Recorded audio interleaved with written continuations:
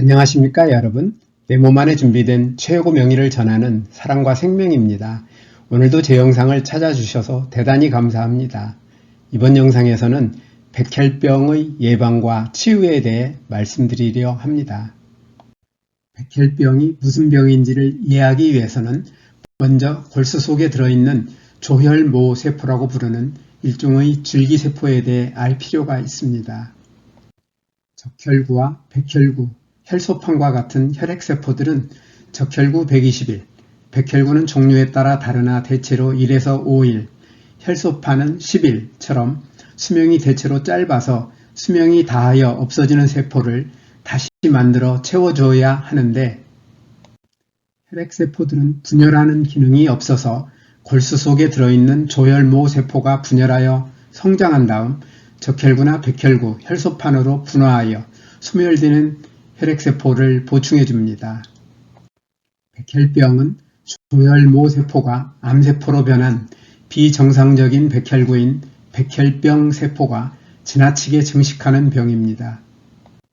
백혈병으로 골수에서 백혈병 세포가 무한 증식하면 정상적인 적혈구와 백혈구, 혈소판이 필요한 만큼 만들어지지 못하므로 빈혈과 혈소판 감소, 면역기능 저하 등이 나타나며 면역력이 떨어진 상태에서 감염이 되거나 출혈이 잘 멈추지 않으면 사망에 이를 수도 있는데 백혈병 환자의 감염과 관련한 한 연구에 따르면 백혈병 환자의 사망 원인은 첫째가 감염, 둘째가 출혈이었습니다.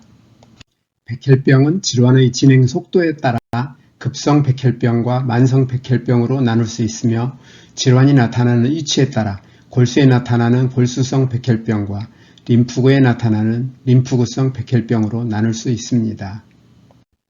여기에서 백혈병이 얼마나 발생하고 있으며 얼마나 잘 치료되고 있는지에 대해 살펴보겠습니다. 우리나라의 백혈병 새 환자 수는 2000년 2010명에서 2016년 3441명으로 급격히 늘어났으나 2016년 이후에는 증가 속도가 많이 둔화되었습니다. 최근 백혈병의 5년 상대 생존율은 55.2%로 췌장암이나 폐암, 간암보다는 높지만 나머지 대부분의 암들보다는 낮습니다. 백혈병으로 죽은 사람은 2000년 1373명에서 꾸준히 증가하여 2016년에는 1842명으로 늘었으며 그 이후에는 증가 속도가 둔화되었습니다. 2022년 백혈병 사망자 2034명은 전체 암 사망자 83,378명의 2.4%를 차지하였고 암 종류별로는 폐암과 간암, 대장암, 췌장암, 위암, 유방암, 전립샘암, 비호지킨 림프종 다음으로 많았습니다. 앞에서 백혈병이 얼마나 발생하고 있으며 잘 치료되고 있는지에 대해 살펴보았는데요. 이 정도면 잘 치료되고 있다고 볼 수 있을까요? 어떤 질병이 예방이 가능하거나 치료하기가 어렵지 않다면 별로 염려할 필요가 없겠지만 앞에서 살펴본 것처럼 백혈병은 발생과 치료 두 가지 측면에서 어느 한쪽도 만족할 만한 수준이라고 보기 어렵습니다. 먼저 환자의 발생 측면에서 보면 의료계는 백혈병의 정확한 원인을 모른다는 입장을 취하고 있으며 결과적으로 백혈병을 예방하기 위한 구체적인 노력을 하고 있지 않습니다. 이러한 상황에서 2020년 백혈병 새 환자는 전체 암 환자의 1.5%를 차지하고 있으며 2016년까지 지속되던 증가세는 둔화되었지만 전혀 줄어들 기미를 보이지 않고 있습니다. 연령군별 발생에 있어서도 백혈병은 2020년 15세 미만 어린이 환자가 전체 백혈병 환자의 8.2%를 차지하면서 어린이들이 가장 많이 걸린 암 1위를 차지하였습니다. 다음으로 환자의 치료 측면에서 보면 의료계는 항암제를 포함한 여러 치료 방법으로 완치율이 종전보다 매우 높아졌다는 입장을 보이고 있으며 백혈병의 5년 상대 생존율은 93에서 95년 27.5%에서 2016년에서 2020년 55.2%로 크게 높아졌지만 최근 백혈병의 5년 상대 생존율 55.2%는 발병 후 5년도 살지 못하고 죽는 44.8%의 나머지 환자를 생각할 때 높다고 말하기 어려울 뿐만 아니라 대부분의 다른 암의 5년 상대 생존율과 비교할 때도 여전히 낮은 편입니다. 또한 백혈병으로 죽은 사람이 2022년 2034명이나 될 정도로 적지 않으며 여전히 증가 추세에 있는 것도 반드시 해결해야 할 과제입니다. 여기에서 백혈병의 예방과 치유의 관점에서 의료 현실을 살펴보겠습니다. 안타깝게도 예방을 위한 노력을 찾아보기 어렵기 때문에 백혈병은 앞으로도 줄어들기는커녕 증가 추세가 이어질 우려가 있습니다. 다음으로 백혈병의 치유의 차원에서 현대의학은 백혈병의 원인을 제거하는 방법을 찾으려 하지 않고 안타깝게도 오직 암세포를 죽이는 증세치료에 집착하고 있어 치료 효과가 제한적인 것이 가슴 아픈 현실입니다. 기본이 되는 치료가 수술인 고형암과 달리 백혈병은 수술을 할 수가 없어 화학요법이 가장 일반적인 치료법이며 그 밖에 방사선요법, 표적치료법, 면역요법, 조혈모세포 이식, CAR-T 치료가 있습니다. 화학요법은 항암제를 사용하여 암세포를 죽이는 방법으로 암세포만을 선택적으로 제거하지 못하고 정상 혈액세포와 빨리 자라는 다른 종류의 세포도 손상시키기 때문에 점막염, 설사, 탈모 등의 각종 부작용이 있습니다. 방사선요법은 강력한 방사선을 사용하여 암세포를 죽이거나 성장을 막는 방법이며 표적치료법은 특정 약물을 사용하여 암세포의 증식을 예방하거나 암세포에게 혈액 공급을 차단하거나 직접 죽이는 방법입니다. 또한 면역요법은 면역체계를 강화하여 면역체계가 암세포를 식별하고 암세포와 싸우기 위해 더 많은 면역세포를 생산하도록 돕는 방법이며 조혈모세포 이식은 죽은 암성 조혈모세포를 새롭고 건강한 조혈모세포로 대체하는 방법이고 CAR-T 치료는 면역세포인 T세포를 추출해 암세포를 공격하도록 조작한 다음 몸 안에 다시 넣어주는 치료 방법입니다. 백혈병을 치료함에 있어서는 완전관해라는 용어를 많이 사용하는데 암치료 과정에서 일반적으로 사용하는 완전관해와는 뜻이 좀 다릅니다. 일반적인 암치료에서 완전관해는 암이 있다는 증거를 확인하지 못한 상태로 정의하지만 백혈병의 완전관해는 치료 후 골수검사에서 백혈병 세포가 5% 이하이며 골밀도가 20% 이상이고 피검사 수치가 정상으로 회복하여 4주 이상 유지되는 상태를 말하며 완전히 나은 것은 아니기 때문에 완전히 나은 상태를 뜻하는 완치와는 다릅니다. 따라서 혈액암을 치료받는 과정에서 완전관해라는 말을 들을 때 이제 다 나았으니 옛날처럼 살아도 되겠구나 생각하는 것은 잘못된 생각이며 완전관해는 백혈병이 많이 작아졌지만 완전히 나은 상태는 아니므로 언제든지 다시 악화될 수 있고 실제로 악화되는 사례가 많으므로 백혈병을 완전히 낫기 위해서는 내 몸 안의 면역세포가 제 역할을 할 수 있도록 별도의 노력이 반드시 필요하다는 사실을 기억해야 합니다.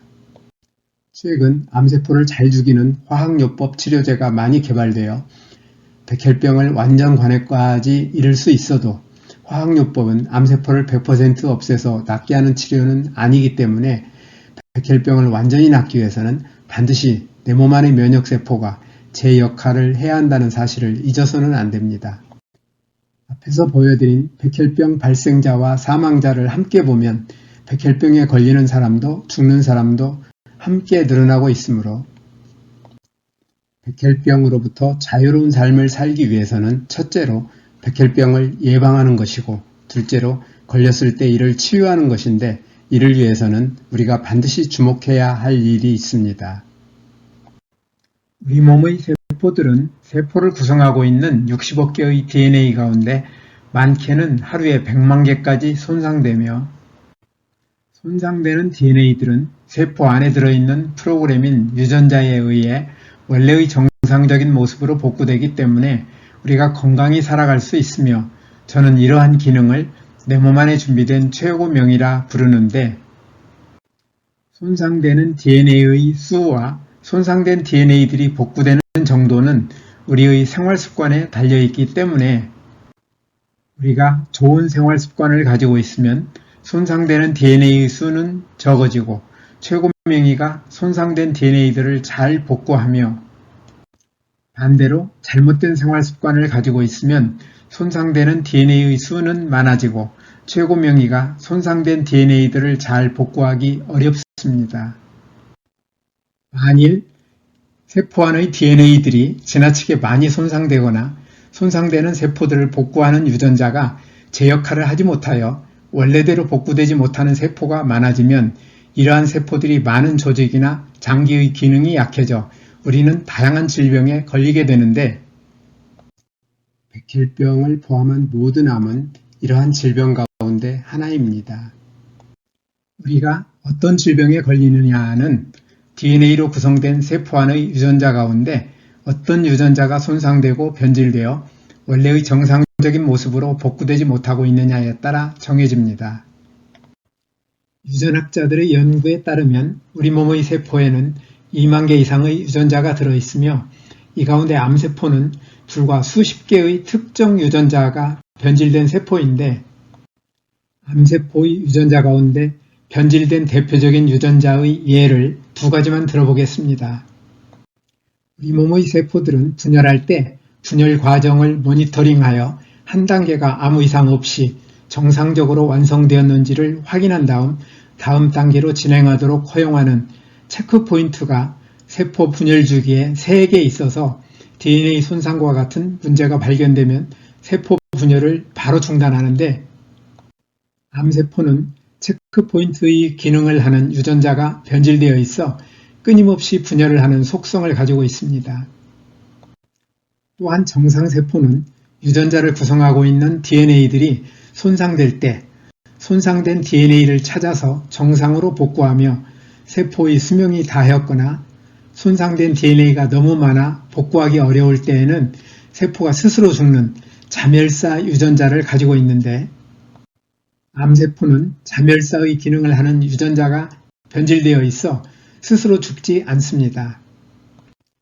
이처럼 암세포는 체크포인트 유전자와 자멸사 유전자가 변질되어 있어 죽지 않고 끊임없이 성장할 수 있는 것입니다. 암세포의 성장과 관련하여 반드시 짚고 넘어가야 할 것이 하나 더 있는데 바로 면역세포입니다. 면역세포들은 우리 몸 안에 생기는 암세포들을 찾아서 공격하여 제거하는 기능을 하는데 면역세포 안에서 이러한 역할을 하는 유전자가 잘 켜지지 않는다면 암세포의 성장을 막을 수 없습니다. 앞에서 말씀드린 내용을 종합하면 백혈병의 예방과 치유를 위해서는 조혈모 세포들과 면역세포들의 DNA를 많이 손상시키고 손상된 DNA 복구를 방해하는 잘못된 생활 습관을 고쳐야 하는데 이는 곧 발암물질을 멀리하는 것을 포함하여 내 몸 안의 최고명의의 활동을 방해하는 암도우미 생활을 줄이고 최고명의가 일하기 좋은 환경을 만들어주는 생명도우미 생활을 늘리는 것으로 이러한 삶이 바로 뉴스타트입니다. 뉴스타트 생활은 조혈모 세포와 면역세포들의 DNA 손상을 줄이고 손상된 DNA를 잘 복구하여 백혈병의 예방과 치유에 큰 도움이 될 것입니다. 뉴스타트 생활에서 특히 생명식에 있어서는 과일과 채소, 곡식을 포함한 식물성 음식을 골고루 통째로 충분히 먹는 것과 아울러 과잉 섭취할 경우 많은 문제를 일으키는 설탕을 포함하여 가공이나 정제된 나쁜 탄수화물, 포화지방과 트랜스지방, 소금과 알코올 섭취를 줄이는 것이 중요합니다. 이와 함께 소화기관 세포들의 DNA를 손상시키고 손상된 DNA의 복구를 방해하는 나쁜 식습관인 편식이나 과식, 간식, 폭식, 야식을 하지 않는 것도 중요합니다. 또한 뉴스타트의 나머지 항목인 운동, 물, 햇빛, 절제, 공기, 휴식, 신뢰와 사랑을 잘 실천하되 규칙적으로 적절히 운동하는 습관을 가지며 물은 식사 시간과 분리하여 충분히 마시고 햇빛은 자외선이 강하지 않은 시간을 이용하여 하루 10분 정도 꾸준히 쬐도록 하며 공기는 가급적 산소의 농도가 높으며 오염되지 않은 맑은 공기로 깊이 들이마시도록 하고 특히 담배 연기나 미세먼지에 주의하여야 합니다. 아울러 충분한 휴식을 통하여 손상된 몸과 마음이 잘 회복될 수 있도록 적절한 휴식과 충분한 잠을 자도록 하고 스트레스를 적절히 해소하는 것도 중요합니다. 오늘도 끝까지 영상을 시청해 주셔서 대단히 감사합니다. 뉴스타트 생활을 통하여 늘 건강하시기를 기대하며 다음에 더 좋은 영상으로 찾아뵙겠습니다. 여러분의 소중한 의견을 남겨주세요. 구독과 좋아요 부탁드립니다.